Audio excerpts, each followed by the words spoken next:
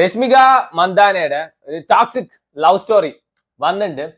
The girl friend നെറ്റ്ഫ്ലിക്സിലാണ് stream ചെയ്യുന്നത്. So toxic love story എൻ്റെ ഒരു ഫേവറേറ്റ് ജോണർ ആണ്. പലരും ഞാൻ പറയുന്നത് കേട്ടിട്ടുണ്ട്, ആര് കാണുന്നു ടോക്സിക് ലവ് സ്റ്റോറി എന്നൊക്കെ. ഞാൻ കാണും because I am a die hard fan of toxic love story. So Rashmika മന്ദാനെ പറ്റി ഞാൻ എപ്പോഴും പറയാറുണ്ട്, when it comes to Rashmika Mandanna it's all about goodness. ഞാൻ തന്നെ മാറ്റി പറയണം, കിഡു പെർഫോമൻസ് ആയിരുന്നു. ഞാൻ സ്വപ്നത്തിൽ പോലും വിചാരിച്ചിട്ടില്ല രശ്മികയെ പറ്റിയിട്ട് ഇങ്ങനെ വാത്തോരാതെ സംസാരിക്കേണ്ട ഒരു ഡേ വരുന്നു. അടിപൊളി പെർഫോമൻസ് ആയിരുന്നു. And this movie is actually very nice. So ഇതൊരു പെർഫെക്റ്റ് എക്സാമ്പിൾ ആണ് how a guy shouldn't be. അങ്ങനെ പറയുന്നേക്കാളും how a relationship shouldn't be, അല്ലെങ്കിൽ how a person shouldn't be, അങ്ങനെ പറയുന്നതായിരിക്കും കുറച്ചും കൂടി നല്ലത്. നമ്മൾ ഒരാളെ മാത്രം കുറ്റം പറയുന്നത് ശരിയല്ലല്ലോ.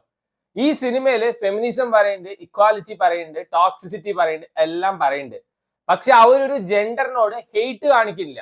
ഇപ്പൊ നായകൻ ടോക്സിക് ആണ്, നായകന്റെ ഫ്രണ്ട്സ് ടോക്സിക് ആണ്, കൊച്ചിന്റെ തന്തപ്പുഴി ടോക്സിക് ആണെങ്കിലും ആ നായകന്റെ ഫ്രണ്ട്സിൽ ഒരുത്തൻ നല്ലവനുണ്ട്. അവൻ പറയുന്നുണ്ട് ഇത് തെറ്റാണ്.